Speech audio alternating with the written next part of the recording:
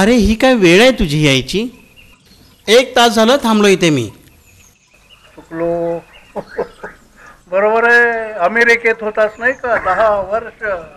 नाही नाही अण्णा, तू असं काय करणार नाहीस. शपथ आहे तुला, शपथ आहे तुला शंभूची. असा अनर्थ घडवू नकोस परत, असा अनर्थ घडवू नकोस परत. परत परत म्हणजे परत परत तुला जाणून घ्यायची होती ना की मी कसल्या विचारात असतो, माझ्या मनात कसली सल आहे. 25 वर्ष झाली या त्या गोष्टीला, पण आज पण ते आठवून माझ्या तळपायाची आग मस्तकात जाते. कुठली गोष्ट? कोण ही लक्ष्मी? तू तर म्हणाला होतास की या जगात तुझं कुणीही नाही. तू सुलोचनाला त्या घरात देणार नाही बस. कबूल कबूल, शब्द देतो मी तुला. मी सुलोचनाला त्यांच्या घरी देत नाही. पण राजा, काय घडलंय ते तरी मला सांग. कोण ही लक्ष्मीताई? आज मी एकटा आहे, पण माझा पण संसार होता. आई होती, बाबा होते, विलास काका होते आणि खूप प्रेम करणारी माझी लक्ष्मीताई. फार वेडी पोर आहे हो, फार वेडी पोर आहे. लाडाकोडात वाढलेली.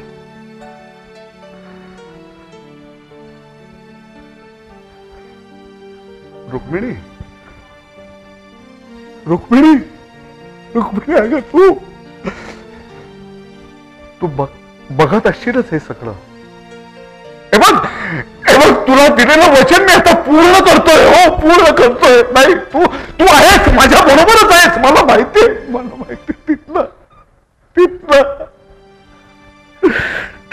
मला खूप आशीर्वाद दे का रुक्मिणी.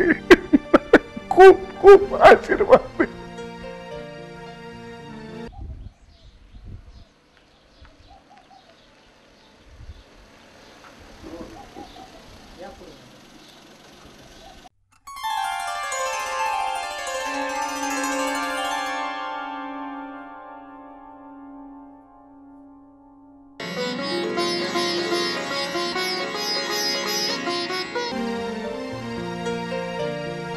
₹5 लाख आणि 10 तोळे सोनं.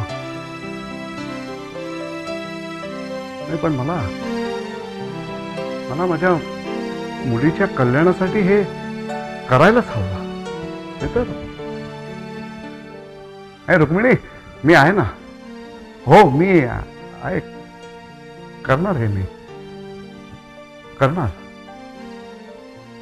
मुलीचं लग्न करून देणार. कारण हे स्थळ मला पाहिजे. माणसं चांगली आहेत, घरंदाज आहेत. कोणीच काय सांगता येत नाही.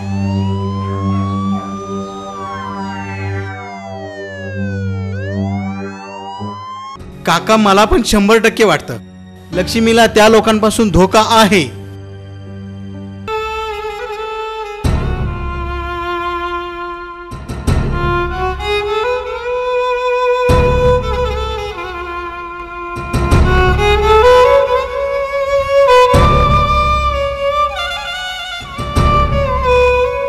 अशी होती ही कहाणी माझ्या बहिणीची. म्हणून सांगतो अण्णा, हुंड्या प्रकरणी पडू नकोस. नको बरबाद करू आपल्या सुलोचनाला, नको. रमेश रावांच्या खुनाचा आळ सुरेश रावांनी स्वतःवर घेतला व गणेशला पळून जाण्यासाठी सांगितले. लक्ष्मीच्या सासूला दुधातून विषबाधा झाली. लक्ष्मीच्या सासूनं तिला स्वतःला एक मुलगी असताना आपल्या सुनेनं हुंडा आणावा अशी अपेक्षा बाळगली. परंतु त्यावेळेलाही हे त्यांच्या लक्षात आले नसावे की आपल्यालाही एक मुलगी आहे. कदाचित तिच्या बाबतीत ही अशी घटना घडू शकते. किरणने ज्या हाताने लक्ष्मीच्या दुधात विष कालवले तो हातच शंभूदेवाने निकामी केला.